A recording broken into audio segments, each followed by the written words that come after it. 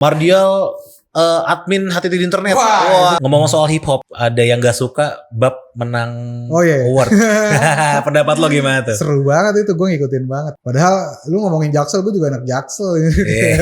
Drake or Kendrick? Wah ini seru. Agak serem sih.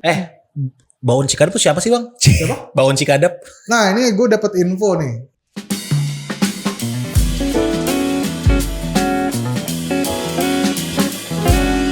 Teman-teman, kembali lagi di Studio Kecil Podcast. Podcastnya kecil, isinya gede. Kembali lagi bersama aku, Diku, sebagai host kalian. Dan gue kedatangan legend, anjir. Ini kedatangan nih idola gue. Gue ngidolain lo banget bang dari SMA nih. Ada Mardial alias Mamang Cashbor. Tepuk tangan dong. Sebenarnya lo Mardial sama Mamang Cashbor tuh bedanya apa tuh? Mardial nama asli. Nama asli. Mamang Cashbor Project. Oh, Mamang Cashbor Project. Yeah. Terus gue mungkin ini pertanyaan yang basa-basi ya, tapi lu udah berapa lama dan awal mulai gimana sih lo bisa jadi produser kali ya? Gue nyebutnya produser. Music producer. Gimana bang? Lamanya udah main lama sih, ketahuan tuanya lah pokoknya. Kayak tadi lu bilang lu dari zaman sekolah, lu sekolah kapan? Gue lulus 2013. Nah itu segituan, berarti udah 10 tahun lebih. 10 tahun lebih ya? Kayak gue mungkin aktif-aktifnya bener-bener bikin single gitu sebagai musisi di 2012an gitu lah kalau gak salah ya. Sebelum-sebelumnya masih yang kayak cuman upload SoundCloud gitu-gitu, belum profesional banget gitu, kayak belum serius di tahun itu berarti.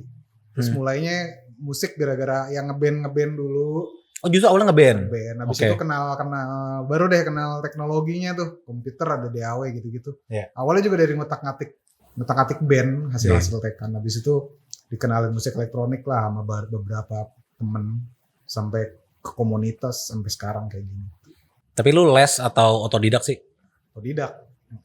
Yeah. Pakai FL Pro, FL Studio. Waktu itu di era itu otodidak deh 100%. Otodidak 100% ya. Karena eranya gue lumayan toku ya. Maksudnya belum ada tutorial yang memadai gitu waktu itu. Bahkan YouTube juga masih dikit ya. YouTube belum dimonetize, jadi yang tulus-tulus aja yang masih ilmu gitu. Oh gitu. Nah terus lu sempat mention lu sempat main band dulu ya. Mungkin semua orang juga main band ya waktu SMA SMP ya. Kalau boleh tahu band lu alirannya apa ya?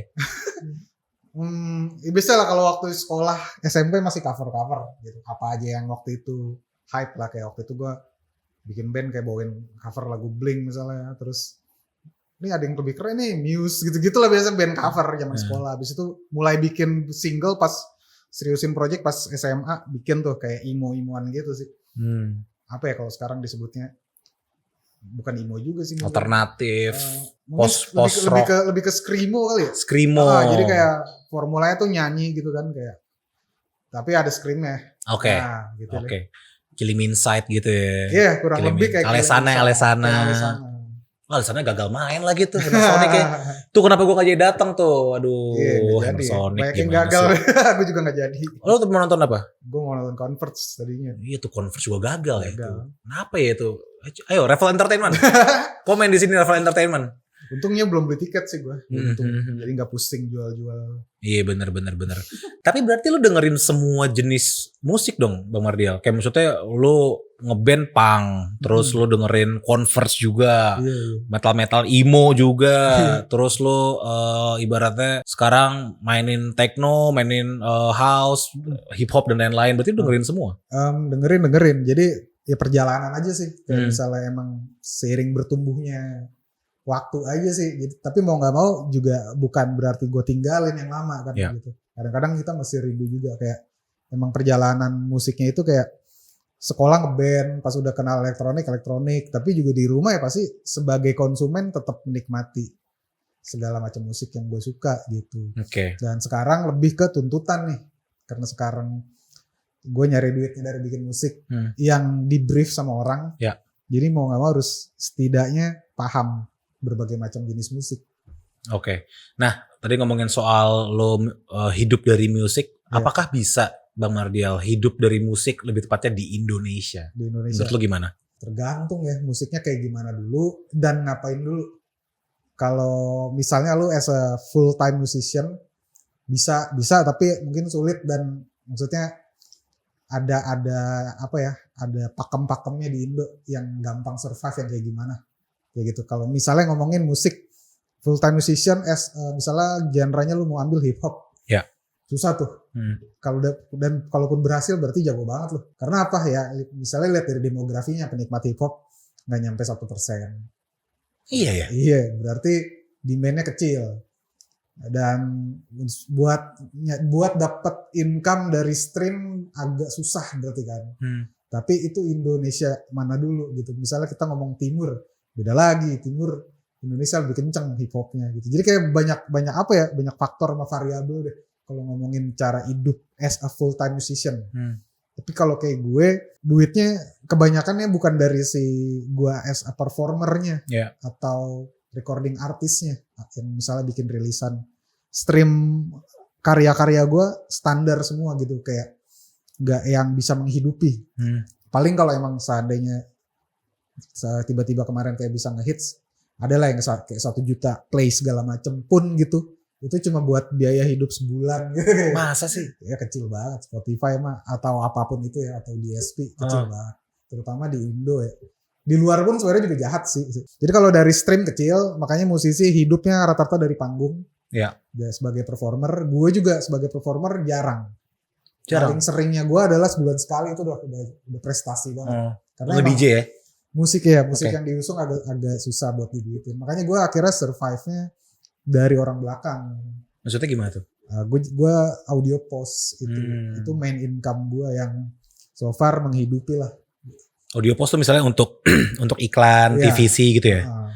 Oke, itu kebutuhan. Sebulan sekali ada atau gimana? Ya alhamdulillah kalau itu hidup ada terus, tapi ada musimnya. Maksudnya pasang surutnya berasa lah, dan udah mulai sepanjang karir ini gue udah mulai bisa antisipasi setidaknya. Oke. Apa ya maksudnya high seasonnya kapan, jarang jobnya di bulan-bulan apa udah tahu ya. Walaupun kemarin pas pandemi itu banyak perubahan. Kayak gimana tuh perubahannya bang? Waktu di pandemi itu perubahannya di ranah industri kreatif, di persyutingannya ya. Persyutingannya sulit kan, karena ya namanya syuting dibatasi kan, harus pakai masker, nggak boleh rame-rame. Swab test. Gimana orang bikin iklan yang ya krunya segitu segambreng, itu dibatasi jadi susah banget. Iklan atau film waktu itu. Waktu itu berdampak ke orang-orang produksi, agensi segala macam berdampak. Tapi untungnya di gue enggak sih waktu itu. Cuman nge-shift cara kerjanya aja jadi lebih ke ada remote segala macam. Dan di pandemi itu gue malah kebantu banget. Malah nyayur lah bahasa kasarnya gitu ya. Karena gara-gara syuting susah, syuting gak dibolehin, banyak brand yang banting ke animasi. Dan orang-orang animasi, gue banyak temen di sana. Dan pada saat itu kayak lari-larinya animasi pasti harus diiringi sama musik yang sifatnya custom. Lu gak bisa beli jadi. Oh iya. Kan kalau iklan banyak yang beli ya. Kayak tinggal bayar licensing doang gitu. Sedangkan kalau animasi kan pasti custom nih, kayak lebih apa ya, musiknya harus kayak gini, gambarnya harus kayak gini, harus plek-plekan gitu. Dan karena tidak bisa syuting, jadi visual kartun itu harus lebih outstanding gitu, harus harus nyala. Musiknya juga harus support. Jadi waktu itu kebetulan di awal 2020 ya, pandemi itu lagi parah-parahnya, malah gue banyak banget dapet job waktu itu sampai kawin gitu. Iya. Gue inget banget, gue tuh waktu COVID tuh nonton live lo justru. Iya. Live lo. Lo live. Kalau itu antisipasi kita nggak bisa manggung lah. Oh iya. Dan banyak yang nyawer ya. Iya. Banyak yang nyawer ya. Itu lu ngajarin bukan DJ Pro, apa tuh yang warna kuning, live ya? Ableton ya? Ableton Live. Ableton ya. Di situ gue belajar Ableton gara-gara lu tuh. Ableton Live tuh gue langsung beli. Ori gue gak bajakan bro. Mantap. Tapi juga gak bisa main juga sampai sekarang. Bisa missing, pokoknya lu ngajarin sampling apa segala macam ya, gue belajar gitu sih. Nah terus yang bisa hidup itu musisi yang seperti apa sih di Indonesia?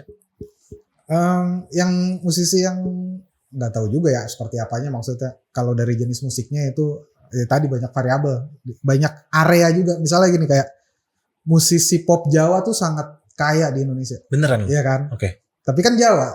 Iya. Apakah dia bisa sebesar itu kalau dia konser di Aceh misalnya gitu. Sebutlah gitu. Tapi makanya banyak faktor kan. Tapi ya itu maksud gue kayak jenis musiknya itu ya variasi lah, nggak bisa. Maksudnya bisa apa aja bisa. Tapi menurut gue yang bisa hidup adalah yang bikin tim dan bikin manajemen yang solid. Jadi kayak bikin kantor lah. Iya. Yang benar-benar diurusin semuanya, dipikirin semuanya, survive-nya gimana. Bahkan kayak yang menarik kemarin gue baca berita, ada band yang udah pakai sistem gaji, itu menarik banget, Cangcuters ya. Iya. Itu karena bener, itu menurut gue itu salah satu bentuk, emang mungkin ada yang gak setuju, tapi itu bentuk antisipasi yang bagus. Kayak anak band ya penyakitnya gitu, sepi job, ya kan, kayak yang bener-bener duit utamanya dari manggung, ya kalau misalnya gak dibikin kayak sistem gaji gitu, gak ada yang ngejamin, kadang berbahaya, serem. Iya. Pada saat rame banget nih, duitnya difoya-foyakan gitu. Itu kayak bentuk kontrol gitu loh. Benar. Jadi kayak kalau sistemnya gaji, setidaknya dia bisa hitung-hitungan, biaya hidup gue segini keatur gitu. Dan si manajemen juga harus bertanggung jawab tuh kalau udah kayak gitu, bikin sistem kan dia kan. Iya, benar. Yang kayak gitu. Jadi ya bahasa simpelnya, kalau lu mau jadi musisi yang stabil ya bikin sistemnya yang stabil kan gitu. Oke. Nah, kenapa tadi sempat lu bilang banyak beberapa yang nggak setuju? Kenapa orang-orang nggak setuju dengan Cangcuters kayak gitu? Ya iyalah, gue rasa mungkin akan ada orang yang mikir kayak seniman beda sama orang kantoran, nggak bisa diatur, nggak bisa pakai sistem yang rapi gitu, kayak ya gitu sih, cuma masalah itu doang paling. Pasti ada beberapa seniman yang ngerasa kayak kok jadi berasa korporat gitu. Nah, ngomong-ngomong soal penghasilan dan berkarya ya, Bang Mardial ini kan banyak banget karyanya, dan gue pengen tahu tadi Bang, lu tuh titiknya tuh di mana sih Bang bisa sampai mengatakan wah jadi nih lo, jadi musisi nih lo gitu. Itu pas kapan sih? Apa pas yang di Trans TV itu apa namanya? The Remix ya. Lu sempat masuk situ ya? Nggak, itu iseng atau gimana? Jadi guest doang. Oh lu guest? Oke. Terus gimana Bang? Pertanyaannya. Gak pernah ada gue, kayak natural aja sih. Yang gue rasakan selama ini lebih ke bagaimana gue survive-nya aja sih gitu. Jadi gak pernah ada titik kayak gue dalam hati mikir kayak sukses nih gue, I made it gitu kan. Enggak juga sih, gak pernah. Gak, maksud gue lo viralnya di mana sih saat itu, maksud gue gitu loh. YouTube kah? Nah Twitter. Ini juga lucu sih, waktu itu mungkin ada beberapa titik karir yang emang bikin itu gue dikenal ya. Tapi juga waktu itu gue untungnya di pertama kali banget gue viral itu juga gue langsung punya pikiran yang ke depan, kayak mikir nggak mau gue eksploitasi nih keviralan ini. Waktu itu gitu. Dan gara-gara itu gue rasa itu juga salah satu yang bikin gue long last. Karena gue pernah dulu tahun 2012 waktu itu gue belum pro lah, maksudnya belum berkarir sebagai musisi yang rilis atau manggung atau ngapain lah gitu. Gue bikin video viral waktu itu, siapa namanya? Arya Wiguna. Nah waktu itu inget kan kayak viral, gue bikin remixnya gitu. Di waktu itu juga ada Eka Gustiwana yang viral juga. Ada banyak musisi lah yang atau musisi ataupun tukang bikin meme gitu di era itu yang viral banget waktu itu. Terus waktu itu gue ngerasa lagi ngurusin tugas akhir kuliah. Itu banyak banget tawaran segala macam. Maksud gue waktu itu gue kayak menyesalkannya, waduh gak gue manfaatkan nih keviralan itu gitu. Tapi akhirnya di sekarang gue menyadari kalau untungnya waktu itu gak gue manfaatin, karena takutnya kalau waktu itu gue manfaatkan image-nya stuck di situ doang gitu. Padahal banyak potensi lain yang bisa digali, dan waktu itu pun gue berpikir ternyata hal-hal viral kayak gitu gak ngasilin gitu. Gak ngasilin karena sesuatu yang naik cepet jatuhnya juga cepet. Iya beneran. Jadi waktu itu pun gue ngerasa kayak untungnya kalau misalnya gue nggak ngelarin kuliah demi biar di interview ngapain, pokoknya ya gue eksploitasi ya gitu. Kesempatan waktu itu mungkin nggak kelar kuliah, nggak dapet link segala macem. Untungnya cuma gara-gara itu gue low key, tapi at least bisa jadi gerbang buat orang. Oh lu yang bikin ini waktu itu gitu. Jadi buat cair aja, buat linking waktu itu. Buat networking. Itu terus gimana tuh ya, banyak orang yang justru pengen banget viral sampai lebih mengutamakan viral ketimbang beasiswa dari Sandiaga Uno gitu. Nggak ada salahnya kalau lu punya visi ke depannya gimana gitu, buat maksudnya viralnya nggak bisa lu manfaatin deh, maksudnya jiwa bisnisnya ada lah gitu, maksudnya nggak yang cuman jebret abis itu, karena banyak yang sekarang gitu kan, kayak udah viral abis itu keviralannya bisa dimanfaatkan buat apaan selain fame, yang itu juga cuman bentar, itu apaan nggak tahu. Waktu itu emang ngebantu banget sih gue waktu itu dapat banyak kenalan media segala macem. Tapi pas dipikir-pikir sebenarnya nggak ngasilin. Setiap kali gue viral kan beberapa kali ada lagi mungkin ya kayak meme-meme kecil lah yang kayak gitu-gitu juga gitu sifatnya. Itu cuma buat naikin kasarnya ya fame-nya doang, dan itu pun bukan sesuatu yang keren. Maksudnya orang akan nganggapnya cuma nih yang bikin ini nih lucu ya, kelar gitu doang. Gitu. Besok lupa gitu. Besok lupa. Tapi dapat kali monetize dari YouTube mah. Waktu itu belum bisa dimonetize. Belum bisa dimonetize. Belum bisa. Damn. Belum bisa waktu itu. Oke. Monetize di US udah. Waktu itu udah. Indo belum masuk. Belum ada Google Indonesia waktu itu. Oh gitu. Belum. Aku malah baru tahu loh. Belum ada. Oh lu tuh di era-era awal YouTuber lahir ya. Siapa tuh Laurentius Rando lah, Easy. Terus nah siapa artis pertama yang lu produserin Bang? Artis yang gue produserin sebenarnya waktu itu sifatnya juga bukan produser tuh. Collab. Jadi kayak gue ngajak rapper waktu itu kan, Lace. Oh, Lace. Namanya masih Lazy P. Habis itu mulai serius gue mulai memproduksi, ya larinya gara-gara startnya dari Lace, kenalnya jadi banyak anak hip hop.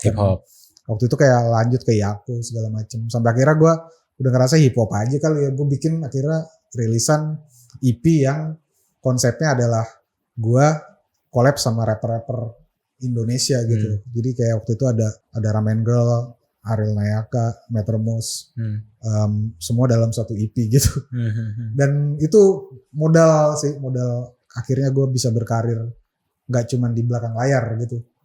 Tapi gue dapet satu scene baru waktu itu hip hop, dan itu ngebantu sampai sekarang gitu. Kayak emang ya udah gue sampai sekarang masih dipercaya buat garap rapper. Oh, jadi niche-nya di hip hop ya, di rap ya. Oke, nice. Gue pecah waktu yang Ramen Girl tuh ya, yang apa namanya? Digital Love ya, ini Digital Love ya. Nah, terus dari situ lu bikin album tuh ya, Mamang Cashbor, Special Rapper Pan. Nah, terus yang sekarang lagi diproduksi apa nih Bang?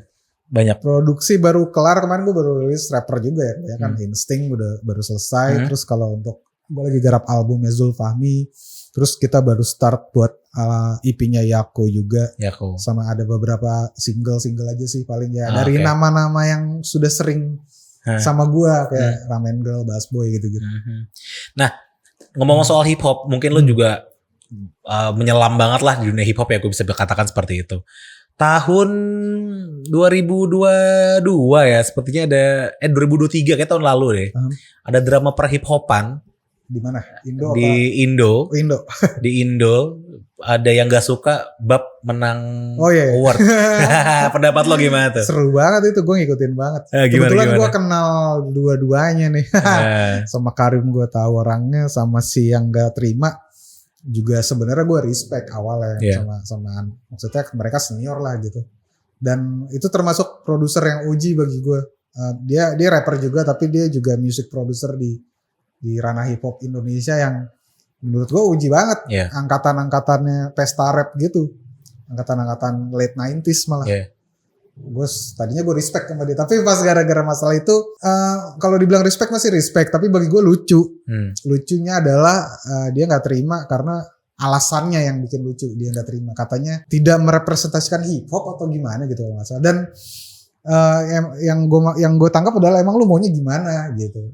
Kan itu nge-rap kan, di dalam itu ada nge-rap, sesimpel itu doang sebenarnya. Kompetisinya itu bukan ini AMI Award lagi, bukan lomba rap yang jurinya Iwake, jurinya Les, yang dicatat berapa rimanya silabelnya.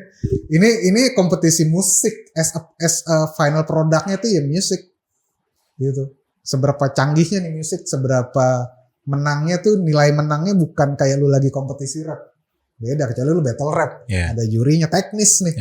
Ini art, sampai kapanpun bagi gue nggak bakal pernah teknis art. Karena lu lihat aja yang lebih mudah dinikmati bukan yang lebih sulit kan, bukan main sulit-sulitan gitu kayak. Lu suruh Gen Z dengerin Dream Theater sekarang juga belum tentu nyambung ya. Tapi pada saat diformulakan kayak yang skillful itu kemas ke formula sekarang yang lebih bagus, ada Bolivia misalnya gitu. Bolivia ya. Gua menganalogikan gitu. Iya. Dan akhirnya mereka into di situ sama yang berskill-skill. Maksud gua ada banyak cara sebenarnya kalau lu mau ngomongin skill gitu, gak cuma main jago-jagoan. Iya. Nah si waktu kasus itu gue ngelihatnya dia senior yang gak terima banyak bagi dia rapper yang lebih rap kalah. Padahal gue setuju kalau Bab menang waktu itu. Kalau dari penilaian gue adalah Bab tuh ngasih benchmark waktu itu ya. Si Karim tuh ngasih benchmark di hip hop Indo. Kayak hip hop tuh bisa setinggi ini. Waktu itu gue nganggepnya gitu. Jadi kayak ya udahlah. Gue tetap respect sama Mas siapa namanya lupa lagi. Katanya abang-abangannya sih ya. Enggak, nama aslinya gue lupa. Karena kita biasanya manggil nama. Gue pernah ini juga, pernah ketemu papas-papasan simpel doang. Tapi bukan berarti hip hop Indonesia geng-gengan kan? Maksudnya nggak pernah secara tertulis. Tapi kalau aslinya dibilang ada sekat mungkin iya, pasti sih. Pastilah karena banyak faktor juga kayak ya wilayah juga. Nggak usah ngomongin Indonesia Timur, Indonesia Tengah, Indonesia Barat deh. Jakarta aja tuh banyak sekatnya gitu. Iya. Karena emang beda banget, lifestyle-nya beda. Kayak ngomongin ya yang paling sering di stereotypin tuh kayak anak Jaksel kan, kayak hip hop Jaksel nih, wah ke barat-baratan, ke US-an bla bla bla. Padahal lu ngomongin Jaksel, gue juga anak Jaksel. Kayak gue lahir di Pasar Minggu misalnya gitu kan. Itu kan Jakarta Selatan. Cuma image-nya gue gak dapet aja. Jadi yang lu maksud Jaksel sebenarnya apaan nih? Ini Kreo. Jaksel loh. Jangan salah loh tuh. Iya jadi kayak pada saat tadi pertanyaannya yang kayak ada geng-gengan sebenarnya ada tapi nggak tertulis, nggak di announce kayak gue kubu ini enggak. Dan untungnya kalau gue lihat hip hop Indo walaupun berbeda damai banget sih, damai banget. Nggak yang sampai perang tembak-tembak. Tapi ngeri-ngeri ya. Yang Jawa-Jawa tuh. Los apa Cok namanya Cok? Terus pala Los Polos. Pala Bukan Los Jakarta. Pala Mukos Los apa namanya? Aduh. Pakulamos. Los Pakulamos. Pala Mukos. Pakulamos. Los Pakulamos. Terus Los Pakualamos. Di PMB. Kan kayaknya ngeri-ngeri banget nih orang gitu kan. Baik-baik tapi sebenarnya. Baik-baik ya? Iya, itu image atau asli sih Mas? Bang? Emang menurut gua maskulinitas di dunia hip hop itu di eranya mereka emang lagi mantap-mantap. Iya. Masalah apa ya? Estetika aja sih. Iya. Karena di era gue maskulinitas tuh udah nggak hype, tetap ada, tetap yang serem-sereman gitu. Tapi jadi pertimbangan karena gini, pendengar hip hopnya mau nggak mau juga jadi cowok doang kan. Kalau abang-abangannya serem-serem gitu. Tapi kalau sekarang gue lihat banyak musisi yang mulai mengganti keseram-seraman itu jadi sesuatu yang lebih lucu, lebih imut. Mungkin juga ada tujuannya buat nyari demografi baru. Cewek. Gitu. Lagunya juga topiknya udah nggak yang tembak-tembakan, gebuk-gebukan doang. Ya hip hop Jaksel lah ya itu ya. Gitu. Kalau hip hop yang Jakarta Barat kayaknya masih ngeri-ngeri ya. Dan mereka udah kebentuk image kayak gitu udah bagus ya udah. Dan belum tentu juga sekarang gitu ya. Belum tentu juga cuma cowok yang suka, cewek udah mulai banyak yang suka. Karena udah ke bridge gitu, udah ada jembatan-jembatannya. Hip hop tuh luas gitu loh. Gue walaupun basicnya gue dengerin semua sih. Tapi jujur banget nih, gue jujur dari hati gue yang paling dalam, anjing gila lebay banget ya. Jujur aja ya. Hip hop Indonesia tuh menurut gue tuh better dibandingkan US. Sorry to say, tapi menurut gue sih. Kayak gue dengerin Bab, Envy, Jaksel banget tuh barusan. Ketahuan gitu pasnya. Tahun 13. Mulai ke barat. Terus apa tuh yang Papua? Siapa? Mukarakat ya gitu-gitu. Gue dengerin gituan, terus gue bandingin sama yang US punya gitu. Ya, misalnya kayak 21 dan lain-lain tuh gue kayak, kok gue lebih demen lihat yang Indo ya, denger beatnya gitu-gitu. Gue lebih seneng gitu. Kayak kaya banget gitu. Kayak lu dengerin Bab, gue jadi Bab banget nih. Gue dengerin Bab gitu kayak, wah anjing gila banget sih menurut gue gitu. Bisa semewah itu gitu. Bener yang lu bilang, naikin barnya higher kan. Iya bener. Oke. Terus masih ngomong soal hip hop nih. Ada yang lagi panas nih Bang Mardial. Apa lagi? Drake or Kendrick? Wah ini seru. Baru terjadi di hari Baru terjadi di hari ini ya. Banyak sih, panjang sih timeline-nya, tapi meledaknya kemarin ya kan. Sebenarnya awal tuh yang si J. Cole dan Drake bikin hits itu. Iya. Udah cukup lama juga lagunya. Kayak mereka nge-claim victory kan sebenarnya kan timeline-nya itu kan. Cuma gara-gara itu si siapa namanya Kendrick nggak juga sih, diss tapi numpang ngedis di Metro Boomin. Di Metro, di rilisan, di projectnya Metro Boomin sama Feature ya kalau salah. Feature. Ya udah maksudnya perangnya start di situ karena ini udah di dua pihak yang berseteru, tapi ternyata gara-gara itu banyak yang nggak suka Drake tuh banyak yang mulai muncul ya. Rick Ross. Iya. Banget sih dan ya gitu sih agak serem sih. Ini udah kayak dua-duanya saling mencepui gitu sekarang. Iya. Udah gitu di US gitu kan real gangster anjir ya. Iya. Serem juga ya. Kalau Drake juga levelnya udah bukan gangster sih bagi gue. Elit. Dia elit. Tapi kan dia emang diceng-cengannya lu bukan gangster anjir, lu bencong nih. Tapi serem. Iya walaupun dia gak tough serem. Ya punya power ya tetap ya. Elit. Iya dong. Setidaknya dia yang bisa mencet tombol nih, nuklirnya terbang. Iya juga sih. Iya. Kendrick gangster nih, sama teman-teman gangster-gangsternya. Serem sih. Wah, gue tuh kalau ngomongin hip hop walaupun gue banyak nggak tahu tapi gue demen lihat drama-dramanya karena hip hop tuh banyak banget drama-drama. Gue seneng. Drama-dramanya inilah yang kalau gue nih ngelihatnya kadang sengaja didesain buat narik orang yang gak into hip hop justru. Tapi sebenarnya drama. Iya benar sih. Ingat soalnya gini ya demografinya waktu di lokal ya, waktu yang Lex ramai. Perang. Yang Lex sama Iwake apa sih? Iwake. Itu kan sebenarnya yang sama-sama menyimak dan senang gitu dengan keributan itu, bukan yang tiap hari dengerin hip hop Indo. Iya kan? Iya benar. Dan di era itu juta-jutaan tuh gampang loh. Di era saling bales diss sama beef itu ya kayak buat dapetin views juta-jutaan tuh gampang. Iya benar. Setelah itu reda udah kayak lu bikin hits kayak hits oke keren yang nambahin bumbunya ya salah satunya itu tapi dan di era itu juga kayak banyak yang kecantol akhirnya pendengar baru jadi kalau waktu itu si Yang Lex pernah nyombong kayak yang apa lu bikin track yang rame yang cuman pada saat ngedis gue dong ya bener jadi dia berhak sombong waktu itu dibalas sama Iwake, balas. Cuman setelah itu akhirnya damai apa adu jotos dulu sih kayak gitu-gitu.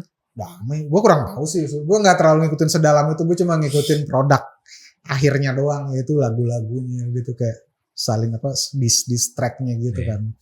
Cuman habis itu ya gue rasa itu terjadi banyak yang nyoba ngikutin formulanya tuh bikin distract kan cuman gak sebesar itu kadang-kadang tergantung siapa juga orangnya kan karena pernah ada nih rame bales-balesan sampai 9 track tapi gue gak tahu dua-duanya siapa jadi gue bodo amat juga anjir itu mah konsep aja bikin konsep aja itu mah gitu. Anjir Baon Cikadap tuh siapa sih bang? Baon Cikadap nah ini gue dapet info nih dari infonya lumayan sokih soalnya dari Psychoji. Oke. Dia waktu itu ngelurusin. Gue waktu itu main ke rumahnya Bang Igor. Gue nanya ke dia pertanyaan yang sama. Baon Cikadap siapa sih? Baon Cikadap. Dia bilang tuh jadi ternyata emang ada orangnya di gue lupa ya kalau nggak salah di Ambon apa di mana. Dia emang sempat aktif di era itu di tahun zaman 2007-an itu ya. Cuma banyak orang yang salah tunjuk dikiranya dia tuh si 8 Ball. Beda orang nih dulu. 8 Ball tuh yang kangen band kan. Iya, Baon Cikadap itu ya Baon. Ambon. Ya, dari namanya ya. Jadi si lokasinya kata si Igor emang di situ dan emang mereka semua anak forum kan. Sebenarnya angkatan Igor nih angkatan anak forum nih. Forum hip hop Indo kalau enggak salah hiphopindo.net atau kalau enggak salah. Sejenis Kaskus gitu. Iya. Tapi isinya hip hop. Orang-orang hip hop semua. Dan era itu nongol emang lagu-lagu kasar lagi lumayan hype banyak yang balas-balasan sama banyak bikin yang apa namanya yang dis-disan bahkan karakter yang ada di lagunya itu ya. Ini cerita tentang temen gue MG-nya aja ada orangnya. Gue dikasih lihat fotonya sama Igor. Nih yang ada di dalam liriknya. Terus gue nanya si Baonnya ada gak fotonya? Nggak ada lagi men kata dia. Anjir. Tapi ada si karakternya ada fotonya gitu. Anon ya? Anonim ya? Nggak anon. Emang udah lama nggak ketahuan aja dia sekarang. Tapi waktu itu mereka saling tahu siapa-siapanya. wah mungkin tuh bisa jadi rapper terkaya di Indo tuh. Gue setel mulu anjir di mana-mana. Lu juga nyetel tuh kalau nge-DJ kan? Iya, lu setel tuh, gue lihat tuh. Wah, gokil tuh. Anthem gitu. Anthem cuy asli. Gue waktu itu denger waktu gue SD 2006. SD kelas 6 gue. SD kelas 6 gue dengerin itu Baun Cikadap. Merasa berdosa lu. Wah, dosa banget cuy. Rasanya tuh kayak wah nih. Sebagai sensor anak kecil ya kan ngomong gitu. Oh, kasar banget. Pas gue udah gede dengerin lagi. Anjing relate. Kayak nih hidup gini banget ya kan. Hidup tai mantannya di orang lah. Ditipu temen apa tai lah. Anjing relate banget sih itu. Oke. Nah ini banyak pertanyaan yang berkeliling di internet nih tentang Bang Mardial. Apa benar kalau lo tuh admin dari Hati-Hati di internet? Ya ini pertanyaan sering banget dilempar. Kalau admin enggak. Jelas, tapi gue sering bantuin. Oke. Ada era di mana gue sering bantuin banget waktu itu. Gara-gara yang viral Arya Wiguna dulu dong berarti? Enggak, beda timeline. Oh beda timeline. Gue kurang tahu sih startnya kapan merekanya ya. Tapi waktu itu emang DM-an dulu sih startnya dari situ. Habis itu mulai ada lah. Tapi orangnya bukan YouTuber, bukan orang terkenal maksud gue. Di balik itu maksud gue. Pokoknya orang Jawa lah. Oh. Pokoknya mas-mas lah, emang ada lah. Mas-mas iseng gitu ya? Iya. Mas-mas iseng ya? Berarti tuh confirm guys, bukan Mardial, bukan Easy juga? Bukan Kifurai, bukan? Easy Easy bantu juga. Iya. Enggak tahu deh dia mau ngaku apa enggak, tapi gue bongkar aja sih ya. Oh, jadi Mardial sama Easy cuma ngebantu doang tuh guys, bukan miminnya ya. Bukan. Tuh sempet jadi musuh masyarakat tuh, musuhnya YouTuber sih lebih tepatnya. Ya. Musuhnya Laurentius Rando. Nah, kalau di perkontenan YouTube, gue sering banget bantu di perkontenan itu. Yang dia sebenarnya kan gedenya di Twitter, nggak salah ya. Oh iya. Yang di Twitter itu dikit sih, tapi pas udah eranya mulai perang sama YouTuber tuh kita banyak nongol. Sebelumnya kan enggak sih, setahu gue kayak kontennya lebih ke yang dia lawakan ala-ala Twitter waktu itulah gitu. Jokes edgy pada zamannya lah gitu kayak. Yang mungkin sekarang udah agak udah gak nyambung ya. Udah kurang relate ya. Kurang relate ya. Oke. Nah, kalau lu pernah berstatement, gue gak tahu kapan statement, tapi bunyinya jangan bully alat gear record kami, lu bilang. Bener gak? Ingat gak tuh? Bully. Jangan bully gear alat record kita dong, gimmicknya. Ingat gak kata-kata itu? Lupa. Lagi dalam keadaan apa tuh? Maksudnya pas di momen apa ya? Momen apa tuh ya, Dave? Bully gear gimmick kita. itu ya. Jangan bully alat gear record kita, lu bilangnya gitu sih. Oke. Tapi udahlah, kita skip dulu. Lupa gue. Lu kan nge-DJ, tapi lu sempet tadi sebelum kita record ini, lu bilang lu baru nge-DJ akhir Maret, lu bilang. Karena lagi susah banget ya, waktu itu pemilu ya? Iya. Lagi pemilu. Nah, terus lu juga musisi yang banyak karyanya, tapi nge-DJ anggaplah sebulan sekali sampai 4 kali misalnya lu bilang tadi. Apa tanggapan lu tentang orang-orang yang menjadi DJ Spotify? Menarik gak tuh? DJ Spotify ini yang ini ya, yang formatnya karaoke itu ya? Formatnya karaoke. Ya, terus Spotify-nya ada di screen, ada lirik. Ngeplay doang. Itu gue awalnya bete, cuman waktu itu gue pernah merasakan gue disuruh dapet job kayak gituan 2 kali dan tetap bete sih. Kenapa bete? Ya, karena bukan karya lu gitu. Bukan area gue pertama, kedua itu cukup menggeser kultur sih, kultur karaoke, kultur DJ. Jadi agak sedikit kejajah sama kultur karaoke. Tapi emang orang seneng, masalahnya di situ. Gue mikirnya selalu kayak gini sih, kayak gue mikir gimana pikirannya penonton lah gitu. Maksudnya si crowd. Gue ngelihat ekspresi orang-orang yang datang gitu-gitu. Kayak emang ya mostly orang-orang yang datang ke klub itu kan mau ngelupain segala masalah yang di kantor. Lagi mabok gitu ya. Iya, intinya emang buat seneng aja gitu. Jadi ya nggak masalah deh. Akhirnya gue mikirnya gitu. Ya udah, emang ini buat nyenengin mereka. Marketnya kuat banget. Cuman kasiannya buat yang musisi aja, jadi kayak ya lu cuman tukang setel doang gitu. Iya. Mau dibilang kurasi juga apa yang lu kurasi, orang semuanya udah ada di tanggal lagu. Prambors misalnya gitu atau Yeah. yang udah jelas-jelas Iya. aja. Tinggal lu bikin list udah. Atau, iya atau googling aja top TikTok song apa ya udah. Iya, heboh udah pasti Iya. dijamin ya kan. Siapapun yang ngelakuin sama, jadi kayak aneh kalau headline, kalau orang yang muterin itu jadi nama headline gitu. Kecuali dia mengkurasi kan, kalau DJ kan mengkurit. Tapi awal-awalnya dulu kan ya ibaratnya ide-ide karaoke itu kan dari Om Leo gitu ya. Iya, Om Leo waktu Om itu Leo. setidaknya ya Om Leo pun punya konsep loh. Walaupun dia nggak bawain yang apa aja orang mau kan. Dia mengkurasi juga. Mengkurasi dan juga. ya terkonsep lah ya. Terkonsep ya Om Gue Leo. gue pernah satu stage sama Om Leo nih. Formatnya itu gue digabung sama Om Leo. Gue udah mikir nih Om Leo dan itu festival hip hop kan. Flaps kan festival hip hop sama R&B kan. Gue bingung Om Leo mau ngapain ya di sana gitu. Ternyata dia mengguret, dia bikin playlist kayak perjalanan hip hop Indo gitu dari zamannya Farid Harja sampai Iwake sampai segala macam, terus diselip-selipin sama yang luar juga. Yeah. Jadi setidaknya kalau yang format kayak gitu ya tetap ngiringin karaoke, nggak ada mixing, nggak ada apa, emang nyetelin lagu doang, tapi setidaknya ada kurasinya. Nah itu baru ya curated lah ya. Yang lebih lucu tau nggak? Karena Apa gue tuh? sendiri mengalami dan gue jadi performernya ya. Jadi ternyata gini formatnya tuh IO itu mereka udah punya playlistnya. Playlistnya itu dirapatin. Jadi IO kalau mau bikin acara kayak gituan, mereka meeting. Misalnya satu IO isinya ada 4 orang. 4-4-nya ini brainstorm playlistnya apa. Habis itu step keduanya nyari influencer siapa yang mau jadi pengiring. Influencernya siapa? Si A, oke. Followersnya banyak lah di Instagram. Dia jadi pengiringnya.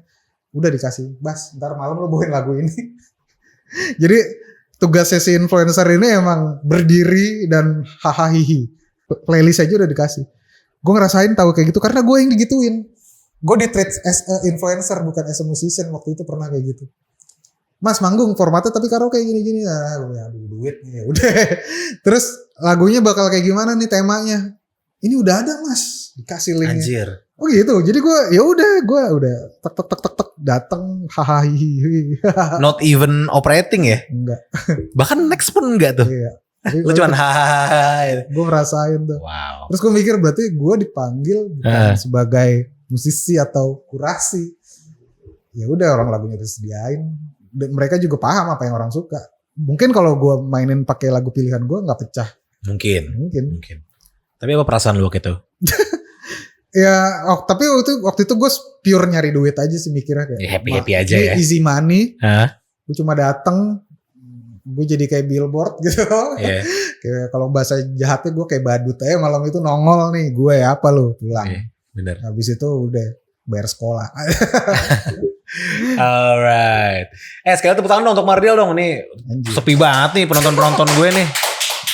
Oh ada penontonnya? Ada tuh, ada 200 juta, 2 lah. Bang Mardial terakhir. Oke. Lagi marak banget yang namanya AI music. Widih berat nih baru nih. Berat nih ya.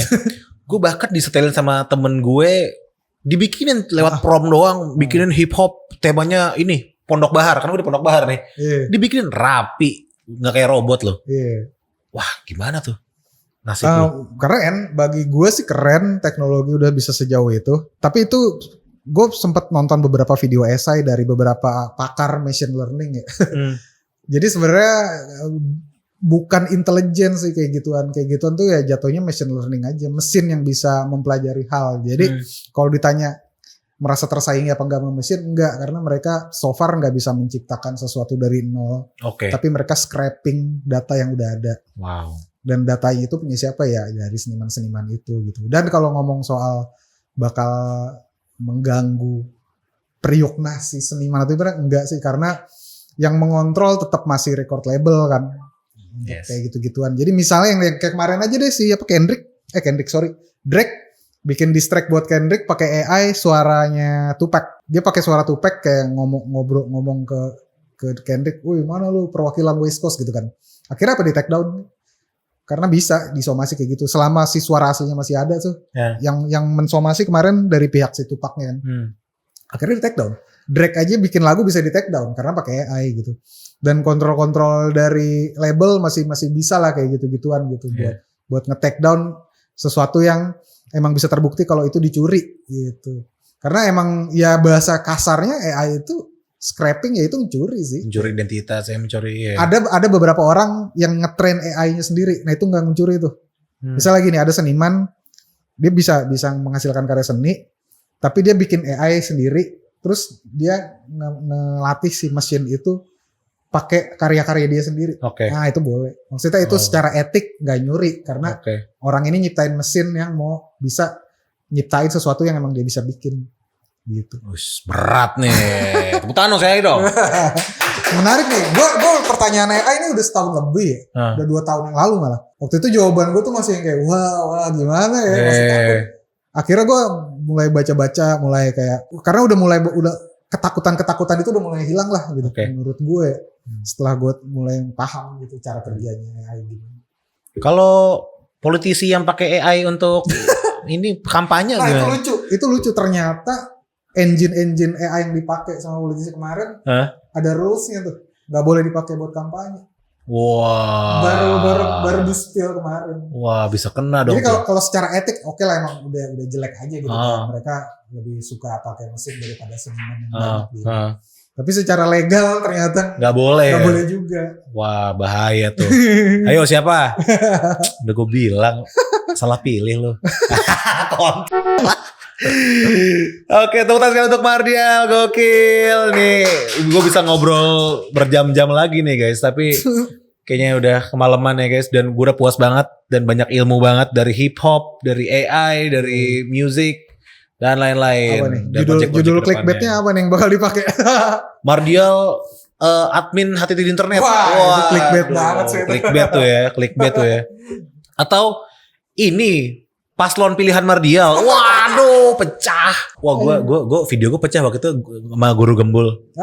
Sama Guru Gembul gue titlenya pemilih 02 nggak punya otak. Wah iya lah. Anjing. Nonton semua, berapa ratus ribu orang. Ada Guru Gembulnya pula kan. Ada Guru Gembulnya, wow pecah juga tuh. Oke, sekali lagi thank you teman-teman sudah menyaksikan Studio Kecil Podcast. Podcastnya kecil, isinya gede. Bersama gue Diku sebagai host kalian. Dan jangan lupa untuk like dan komen. Kira-kira siapa lagi harus kita ajak nongkrong di sini untuk ngobrol-ngobrol. Wah, tadi gue udah bilang gue mengundang Izzy kan. Kalau mau tuh. Kita bisa. Sama Bab juga. Atau Bab sama yang itulah satu lagi kita taruh sini. Seru juga tuh ya. Oke. Didiskusikan. Bener. Dan jangan lupa untuk subscribe terus Studio Kecil TV. Saksikan terus Studio Kecil Podcast setiap hari Sabtu ya teman-teman ya. Dan sampai jumpa lagi di Studio Kecil Podcast berikutnya bersama gue Diku dan ada Mardial. Sampai jumpa lagi. Bye-bye.